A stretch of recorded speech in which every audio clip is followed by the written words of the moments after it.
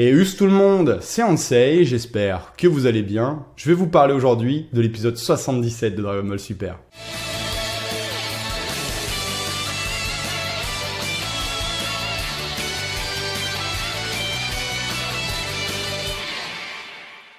Du coup, bon, quand je repense à cet épisode 77, moi, le premier truc qui me revient à l'esprit tout de suite, qui m'a tout de suite interpellé, je pense qu'on l'a tous vu quand même, c'est ce lifting qu'ils ont fait un petit peu à l'animé, hein, les dessins. Les dessins, on dirait qu'ils ont appliqué une sorte de masque, en fait, qui assombrit un petit peu l'image, amplifie, on dirait qu'ils ont amplifié l'ombrage, et puis qu'ils ont aussi amplifié un petit peu le détournage des personnages. Alors j'y connais rien en dessin et en animé, c'est vraiment avec mon œil amateur, c'est les choses que moi j'ai pu voir et qui m'ont sauté aux yeux. Je sais pas du tout techniquement qu'est-ce qu'ils ont fait, mais en tout cas, je trouve que du coup ça rend le dessin, comment dire, un petit peu plus grave, un peu plus adulte finalement. Les couleurs sont beaucoup plus appréciables. En fait, ils ont comme s'ils avaient retiré ce côté que je n'aimais pas du tout dans l'anime Dragon Ball Super, cette espèce de côté très lisse que moi j'appelle un petit peu cartoonesque en fait, des dessins très très lisses finalement avec beaucoup moins de détails. Alors ici, ils semblent avoir rajouté quand même un peu de détails sur les personnages, mais ils ont surtout amplifier l'ombrage et tout, et j'ai trouvé que ça rendait super bien, même des phases. Finalement c'est un épisode quand même très calme, très posé, qui pose les bases du nouvel arc. Donc là pour le moment je pense qu'on va avoir affaire à 2-3 épisodes où il va pas se passer forcément grand chose, on va mettre en place les choses, mais pourtant c'était très agréable à regarder, hein. Vraiment, pour moi là il fait partie de mon top 5 des plus jolis épisodes de Dragon Ball Super que j'ai pu voir, et j'ose espérer que l'arc va être tout le temps dans cette optique-là. En fait, ils vont garder vraiment ce dessin qui a l'air quand même un petit peu plus soutenu. Donc après, l'épisode en soi, les amis. Alors, moi, honnêtement, déjà, l'introduction de l'épisode avec Goku qui essaye de fuir Chi-Chi avec Goten pour aller s'entraîner auprès de Whis m'a vraiment fait sourire. J'ai bien aimé le passage entre le père et le fils. C'est sympa de voir un petit peu la relation entre Goten et son père un petit peu développée petit à petit, de nous montrer certains passages de la famille Goku. Donc c'était assez agréable, et surtout de voir que Chi-Chi veut refaire la même chose avec Goten qu'elle a fait avec Gohan, c'est-à-dire en faire un étudiant, sauf que Goten n'est pas du tout parti pour refaire le parcours de son frère, hein. Lui semble vraiment beaucoup plus proche de son père, hein. Il veut vraiment développer plus ses capacités pour le combat. Donc c'est assez agréable de retrouver un petit peu ce petit Goten beaucoup plus proche de son père et assez espiègle comme ça. Donc après, on a un passage assez intéressant aussi, j'ai trouvé. Eh bien, c'est donc toute la partie avec le fait que Bulma soit enceinte. Donc on sait que c'est Bra normalement qui est censé arriver. Et j'ai adoré en fait tout le passage où Goku essaye entre guillemets de recruter Vegeta pour aller s'entraîner avec Whis. Et là, on a un passage qui marque encore une fois le changement de Vegeta, hein. C'est pour ça aussi que c'est l'un de mes personnages préférés. On voit vraiment toujours son évolution, et là je pense que c'est un petit peu la dernière pièce à l'édifice qui te montre à quel point Vegeta a évolué et changé. C'est là on lui propose d'aller s'entraîner. Ça aurait été à l'époque du petit Trunks. Je pense que tous ceux qui ont maté Dragon Ball, qui connaissent bien Dragon Ball, l'ont tout de suite ressenti, quoi. T'aurais vu cette scène à l'époque de Trunks, Vegeta il aurait dit rien à foutre que Bulma elle accouche toute seule ou quoi, elle se démerde, moi je vais m'entraîner, je me cache, je m'en fous du mioche, tu vois. Et là ici il part pas. Alors il part pas sous prétexte que sa femme lui pardonnera jamais, mais on comprend qu'il est impatient. On voit, il fait les 100 pas. À un moment, il lâche un sourire tout seul comme ça. Ah, j'ai adoré toute cette mise en scène, et qui te montre à quel point Vegeta a changé et a vraiment que sa famille a vraiment pris beaucoup d'importance pour lui. Surtout cette phrase que Goku va sortir où il va lui dire « M'en veux pas si je deviens plus fort que toi alors en m'entraînant ». À l'époque, Vegeta, il aurait pété un câble devant cette phrase-là. Il lui aurait sorti de façon « je te redépasserai Kakaroto » ou quoi. Et là, il reste de dos et il dit rien. On nous montre pas son visage. Et ça, j'ai trouvé que c'était super bien qu'on nous montre pas son visage, justement.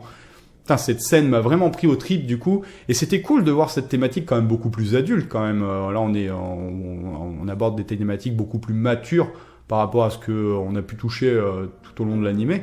Donc c'était sympa de vraiment nous mettre cette mise en scène ici, et ça marque encore une fois ce changement du personnage. Et du coup, j'attends du lourd avec un Vegeta comme ça, un Vegeta qui protège maintenant sa famille, qui va être père d'une petite fille comme ça. Donc du coup, quand on connaît les enjeux du tournoi inter-univers, ça va mettre en danger cette nouvelle famille. Je pense qu'on va avoir affaire à un Vegeta avec un acharnement de malade. Enfin, moi, c'est ce que j'attends. Je pense que ça va être ouf ce qui va nous arriver avec ce personnage. Et d'ailleurs, durant ce passage, quand même, Goku, pour moi, il n'y a pas d'autre mot, mais il passe pour un gros enfoiré, quoi. Quand il sort, non, mais on s'en fout, il a pas besoin de toi, quoi. Moi, j'étais mort, hein, quand Goten est né. J'en ai pas fait tout un fromage, tu vois. Et je me dis, putain, le gars, en fait, je pense que Goku, de toute façon, c'est Goku, hein. Je pense qu'il sait pas ce que c'est l'amour, en fait, hein.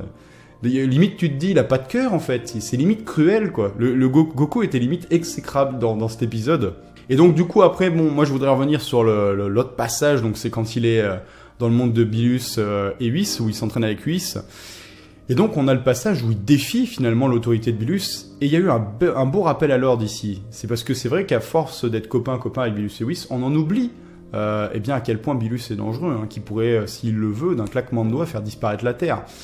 Et Goku semble aussi avoir oublié ça, hein, il le respecte plus, étant donné qu'il est copain avec le grand patron, limite j'avais l'impression de voir ça, lui, qui lui faisait comprendre, donc voilà, lui il veut son tournoi, Bilus lui dit que c'est dangereux parce que Zeno est dangereux sans s'en rendre compte à cause de son innocence, et que finalement, combiné avec eh bien l'innocence entre guillemets de Goku, eh bien ça pourrait faire quelque chose de vraiment très dangereux, et Goku veut rien entendre, hein. Lui il veut le voir, il a confiance en Zeno, il lui dit que non mais il détruira rien, il va rien se passer et tout, il est gentil. Et du coup Bilus commence à s'énerver, hein. Surtout que Goku le respecte plus du tout, quoi. Moi j'avais vraiment l'impression de le voir, voilà, attends mais m'embête pas le chat parce que moi je connais ton patron et ça va mal aller pour toi. Mais Bilus se laisse pas faire, et quand il plaque sa main contre Goku comme ça, et on a finalement la même image qu'on avait eue quand il a détruit Zamasu, il y avait une certaine tension dans cette scène, et ça m'a rappelé aussi que j'espère revoir un match retour entre Bilus et Goku. En tout cas, voilà, Goku va les berner et va réussir à se téléporter, et va réussir à organiser son tournoi, finalement le tournoi inter-univers. Alors d'ailleurs, on a un passage assez intéressant quand il retrouve les deux Zeno. On nous montre cette scène finalement horrible où on voit les deux finalement qui jouent tranquillement comme s'ils jouent aux billes à pousser des planètes. On nous fait comprendre que les planètes qui s'entrechoquent et disparaissent pour de vrai. Donc ils sont en train de détruire réellement des planètes, donc potentiellement des milliers de personnes, hein. Ils font des milliers de victimes juste en jouant comme ça, hein, dans ce petit jeu innocent.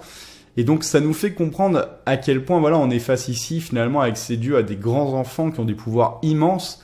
Et finalement, la seule chose qui, entre guillemets, peut les encadrer, c'est ces espèces d'anges, hein. Et ça me fait penser que, pour moi, le grand prêtre, ça doit être certainement l'ange protecteur de ce Zeno, et certainement celui aussi qui contrôle si Zeno part un petit peu en couille. On va y revenir un petit peu plus tard.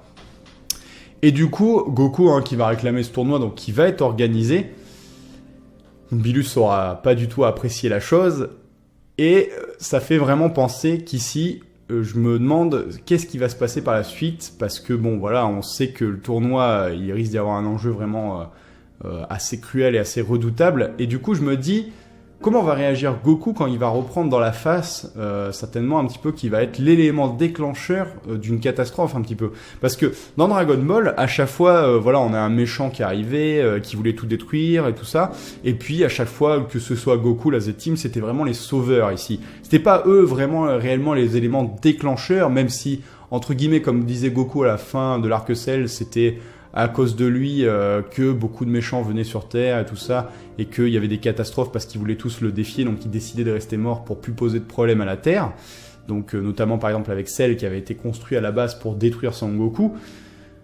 Du coup ici je me dis, là c'est clairement véritablement lui qui va être l'élément déclencheur, parce que Zeno avait complètement oublié ce tournoi, et c'était, comme disait un petit peu Bilus, la meilleure chose qui pouvait leur arriver, parce que on sait pas ce qu'il peut faire, ça peut vraiment partir en couille, et à cause de Goku, ce tournoi aura bel et bien lieu, et les enjeux qui vont avec.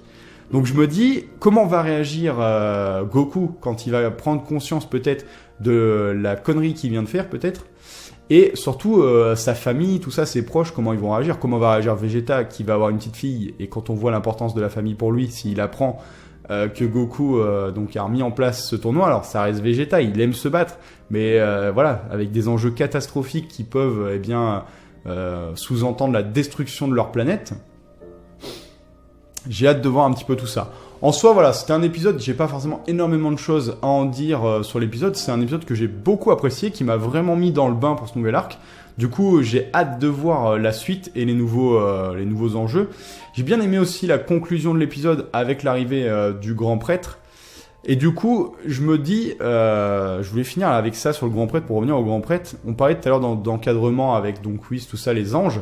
On sait que Vados et Whis donc ont un pouvoir de remonter dans le temps pour donc à peu près d'1 minute quand Bilus ou Champa font des bêtises pour annuler leurs conneries. Je me demande si du coup le grand prêtre aurait pas la même chose, mais en plus amplifié, vous voyez. Si genre lui, il pourra pas remonter dans le temps beaucoup plus loin. Parce qu'il semble assez serein et assez confiant sur ce tournoi, tout ça. Même quand il vient pour annoncer les règles. Alors pour ceux qui suivent les previews, on sait très bien ce qu'il va annoncer comme règles. Et pourtant, il semble assez serein, tout ça. Donc soit il en a rien à foutre que les univers potentiellement peuvent être détruits. Soit je pense que il a peut-être des pouvoirs assez immenses, ce personnage.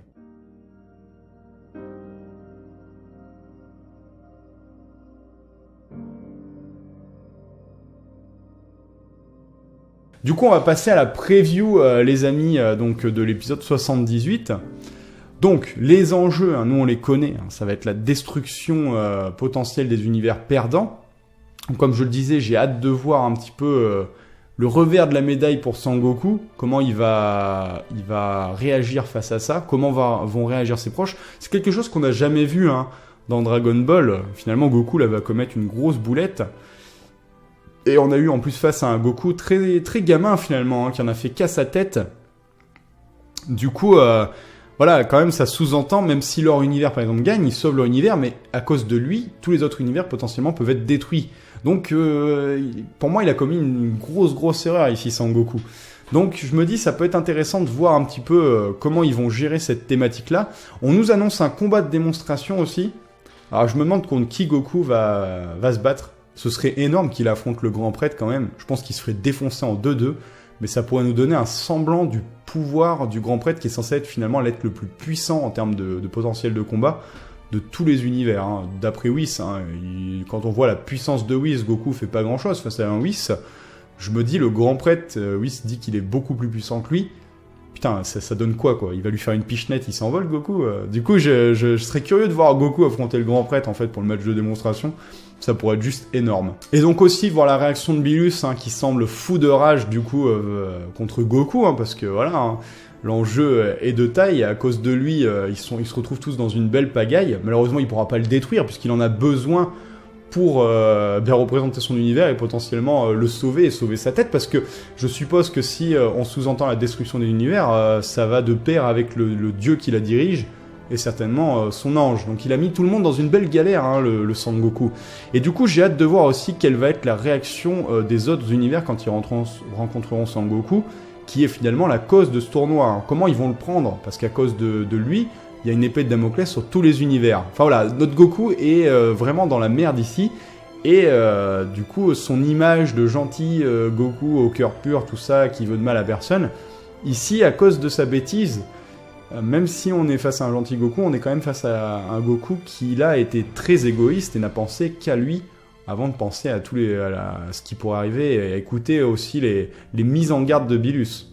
Donc, ouais, j'ai hâte de voir. Du coup, finalement, ici, le développement de l'histoire promet d'être très intéressant s'il reste sur cette thématique-là. Voilà, du coup, j'ai hâte de voir un petit peu ce que vous en avez pensé de cet épisode en soi, qui était plutôt posé, mais très, très intéressant.